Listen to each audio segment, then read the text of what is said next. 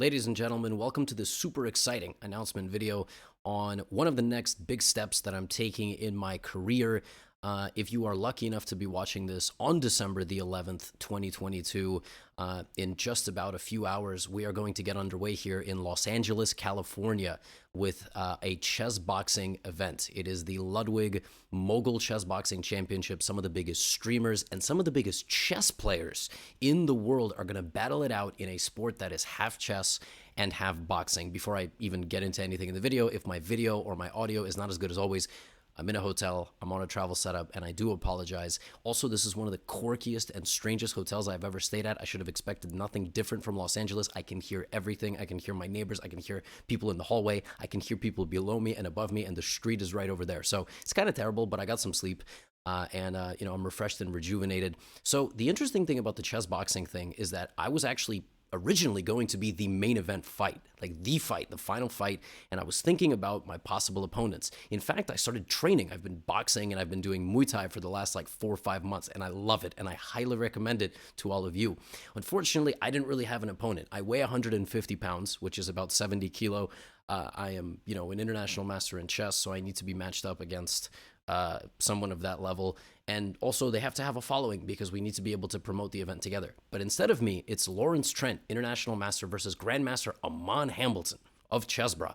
And the other big chess event is Andrea Bozes is fighting against Dina Belenkaya, who is also a streamer and a strong chess player. But their chess strength is very big difference. So it's a big step up for Andrea. She's going to really have to kind of put it on in the boxing.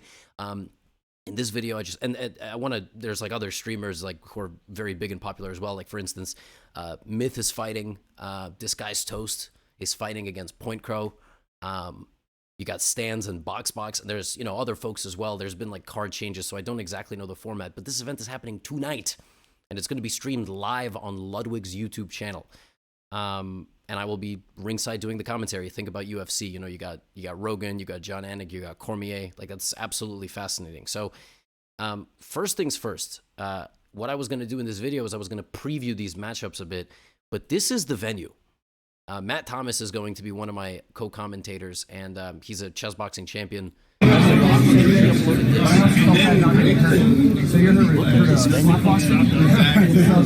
Like, this is a massive, massive stadium. And again, I apologize for the crop. This is a massive live arena. All the fighters are going to have walkouts.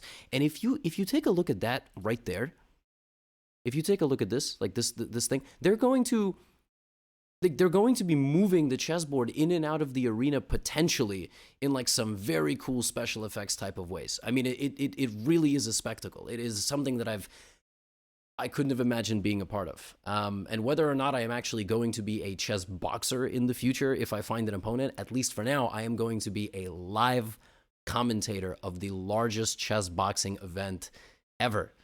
It's like not even close. I mean, this might be the largest, any event that features chess ever, because there's going to be thousands of people. It's going to be like a live, unbelievable production quality. There's going to be some of the biggest names in the audience. There's going to be incredible names like actually doing the fighting and the competing. So super pumped. What can I say? And I wanted to share this with you, and I wanted to tell you that, you can tune in live. It's absolutely free to tune in. It's going to be streamed to Ludwig's YouTube channel, and I will be there, and I will be taking you through the chess. I will be taking you through a little bit of the boxing. Mostly Matt Thomas is going to do the boxing. So, and I just wanted to quickly preview, like, first of all, this matchup between Dina and Andrea is fascinating. So first of all, very, very first thing, Dina outrates Andrea on chess.com by 300 points, but in terms of FIDE rating, by something like 500 points. Yet they both weighed in at about 135 pounds.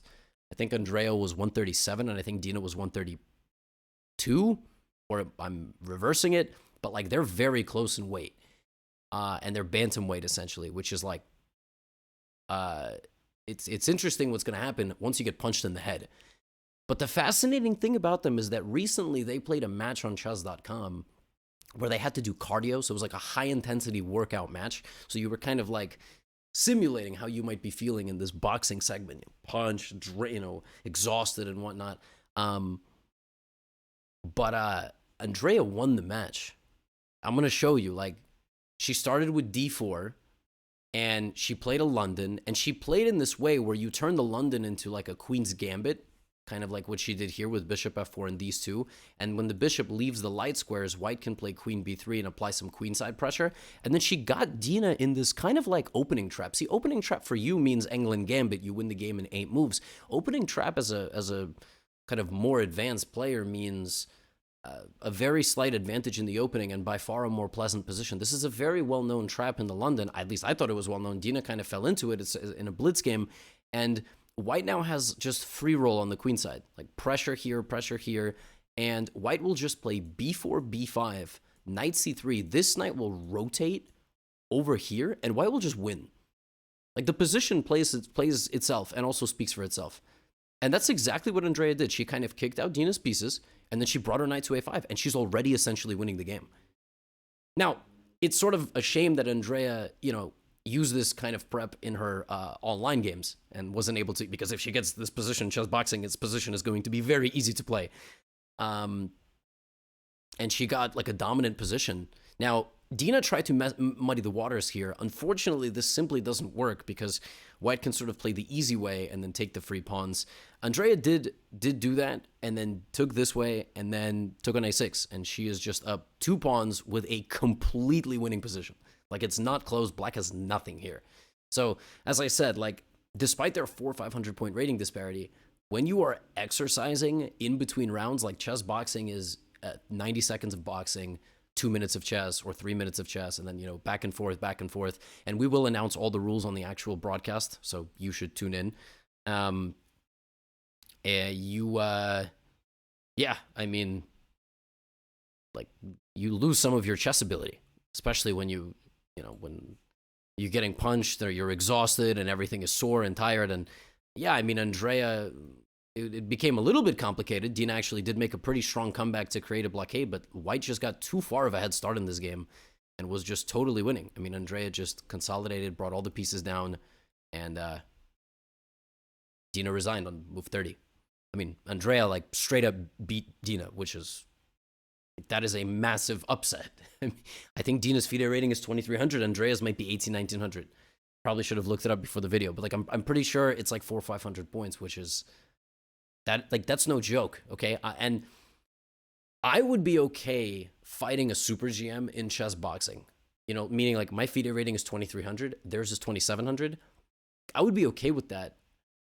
But I would only really be okay with it if I thought I had like a good enough chance in the boxing that I could really mess up the fact that they're 2,800, like if I boxed, I don't know, someone who's my size. I don't know any super GMs who are not my size, but for example, if I'm playing against like, boxing against maybe an Anish Giri, a Magnus, any of the others, I don't know how much they weigh or how big they are or whatever, but it's like I think we're underestimating the impact that the boxing will have on the chess player.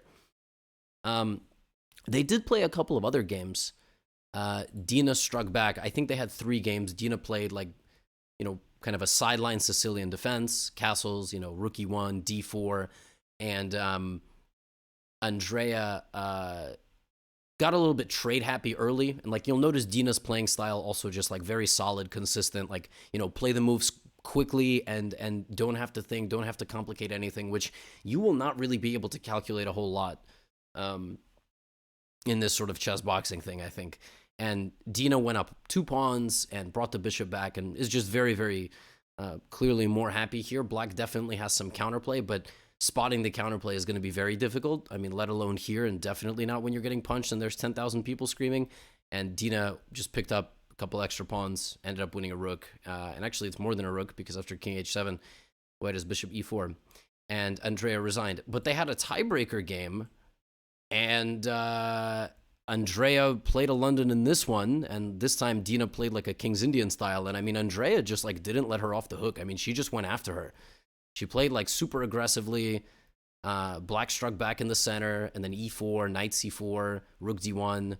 Like relatively normal game by Andrea, who just won a pawn, and then like marched forward and planted the knight on d6. And like she is very, very, very good if she gets to a London position where she is comfortable. And I believe that she does have the white pieces against Dina later today. I think they like flipped a coin, and I think that's I ultimately think that that's what was decided, which is, yeah, we'll see. I might be wrong. Andrea might have the black pieces in the boxing. I mean in the chess, not in the boxing. I know that Amon Hambleton for a fact has the white pieces. And again, this was just basically Andrea's sort of like it just goes to show you that despite being a massive underdog by rating, she got like a very, very good game, like a couple of very good games against Dina, and she ended up winning the 2 games that she had with white. So this match is like, I don't know what to call here. And the fascinating thing about Amon and Lawrence is that, okay, first of all, it makes 0 difference Amon is GM and Lawrence is IM, number one. I just hope you guys are aware of that. Like, Amon is a grandmaster and Lawrence is not as an international master, doesn't mean anything. Amon just played a tournament recently at the US Masters in Charlotte, and he struggled a lot. He came back to over the board for a bit, and he even told me, he was like, I don't know why I did that, because over the board classical chess is totally different when you are not training all the time. He's not at the level that he was when he got the Grandmaster title. That's not an insult. That's just like what happens in chess. Like, young kids who study chess all the time, like, they're going to overcome, they're going to overtake you and everything, and it's happened to me too. I would say the chess is actually marginal. And Amon won the coin toss. And the fascinating thing about these guys is they're both 185 pounds, and I just have no idea who's going to win the boxing because they've put out so little training footage. The most recent training footage Amon put out is a month old. Like, the last update we have of Amon's skill set is November at the CGC, Chess.com Global Championship. He was still training. We don't know how much he's gotten better in the last month. It might be a lot. We don't know how much Lawrence has gotten better because they're not putting out their sparring footage. Now, Lawrence does seem the more kind of hyped, amped up, a little bit more emotional of the two. He like shoved him on yesterday at the face-off.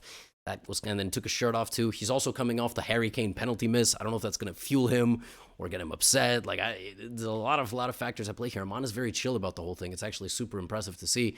I'm sure they're both very nervous, but they have not played chess against each other since 2019. I couldn't believe my eyes. Like, maybe they've played on over the board, but on chess.com, they have not played a game against each other in 3 years, which is shocking. How do you not play a game against each other in 3 years? Like, in any blitz, anything. Now, the last time they played, Amon is also a London guy, so we're probably going to get a London. He's most likely going to play a London. Lawrence loves to mix it up. Lawrence is going to create havoc, create chaos. This was one of their games from 2019. And, Amon got like, if this is your chess boxing position, this is great because you can actually rely on just sort of stalling it out a little bit, slow playing, very low risk position. Even getting punched in the head in a position like this will not matter because it's actually a very easy to play game. And as you're going to notice, again, see, here's Lawrence. He's coming down the board. He's creating counterplay. Lawrence loves this stuff. He's a runaway train when he gets a position like this. And he actually did get a totally winning position against Amon with the black pieces in a London. And he grinded it down, and Amon just defended. I mean, Amon actually got out of it and ended up winning the pawn back. And the guys made a draw some like 20 moves later. So Amon was losing in this game, but managed to stage a comeback, even get a very pleasant endgame ultimately that ended like this. But they played other games against each other. For instance, here's one thing that Lawrence did, playing some really weird sideline against Amon in a Sicilian defense. Lawrence loves this kind of stuff, like kind of cheeky sidelines, getting his opponent out of prep. Like, Lawrence might actually be doing chess prep. I don't know. And he will play moves like this, just sacrificing a full knight for an attack, preventing Amon from castling. Amon castles and ends up giving up the bishop. And I mean, Lawrence just locomotive, just absolute bulldozer here. C4, getting a beautiful bind on Amon and just pushing his pawn, and just a beautiful game, frankly, from Lawrence. Like, look at this position, just absolute domination. Black just can't move. White just buzzsaw here. Rook f7. I think Lawrence missed some tactic. Maybe rook takes h6. Maybe rook h6 doesn't quite work, but it doesn't matter. I mean, Black just got steamrolled. I mean, Lawrence just won a brilliant game. I mean, he doesn't have the white pieces, but it just goes to show you what can happen. They had another very long game. This was also a London, and this was actually kind of similar. Some queen b3 from that Andrea game. And I think what Amon needs to do, I don't know who has the advantage in the boxing because we don't know a whole lot about them. They haven't put out a huge amount of footage. The truth is, like, if Amon gets a position like this, the chess is going to be a stalling process. Like, you will just very slowly and effortlessly improve your position. You don't have to rely on the chess. You could rely on the boxing. The problem is, if Amon is losing in the boxing, if Lawrence is beating him up, he's going to have to rely on the chess. he's going to have to make sure he checkmates Lawrence or gets him out of there fast. So I don't know.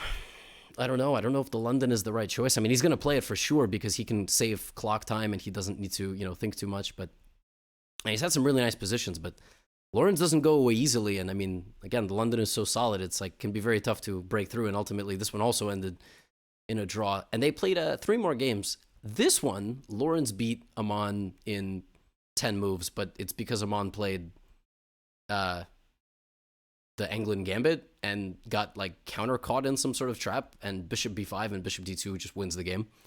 Aman got his bishop trapped. I mean, his queen trapped. Bishop b5, if queen b5, knight c7 is a triple fork. That's kind of brutal. So yeah, that doesn't really work. And well, Aman won that one. I mean, Lawrence won that one. I don't think Aman is going to be playing an England Gambit. And this time, actually, in a London, Lawrence won. So Lawrence played another line against the London, which we might see him playing this today. We don't know exactly what he's going to do against the London. So Lawrence got a couple of nice positions against the London, and then this time, again, just a very stable and easy-to-play game is what we're going to get. Like, it's very high likelihood this is going to happen today, later. Or this, this happened. You're watching this in the past. I mean, oh my God, what am I talking? I need coffee. I'm going to finish my business here and go get coffee. And in this game, again, like Aman had a pleasant position and he was better and he was pressuring and one side defended and created counterplay, and we got into an endgame and got very sharp. Aman kind of succumbing to the pressure here over time. Lawrence, I believe, relied on the clock in this game. He did not win by position. Yeah, so this is just blitz, and ultimately, I think, yeah, it's completely winning for Aman, but he ended up losing on time, which is also something that can happen. And they had a few other games. Like, again, their games are quite old. Like Aman, Lawrence played Trumpowski. Lawrence likes Trumpowski as well, but Aman is white, so it's going to be a London. Like I don't think Lawrence is going to face an English. I think Aman is going to play a London system, and I actually think Andrea, if she's white, is also going to play a London system. If Dina has the white pieces, she will be playing e4 and just trying to crush Andrea, I think, in the chess. But I don't know. The truth is, I don't know. And we have some other streamers on the card who are chess players who have played some chess, but they are it's like a total free for all. Like I have no idea what to expect between Disguised Toast and Point Crow, or in Myth's matchup, or Stan's Box. Like Box is a slight favorite, I think, in the chess, but those guys are 190 pounds. Like they could actually seriously hurt each other. So fascinating. Oh, this is chess boxing, folks. This is the next massive thing that I'm going to be a part of. Like I was part of the chess.com Global Championship, like esports style. I mean, this is taking it to a whole nother level. There's going to be 10,000 screaming people. Maybe not that amount. I don't actually know how many people have tickets, but it's wild stuff. So I'm going to go have some breakfast. I'm going to have some coffee, prepare for the day. And if you are lucky enough to catch this when it first comes out, I will see you later today. And I'll put a link in the description for the website and all that good stuff. Cheers, y'all. Thanks for your support. And I'll see you later today on Ludwig's stream.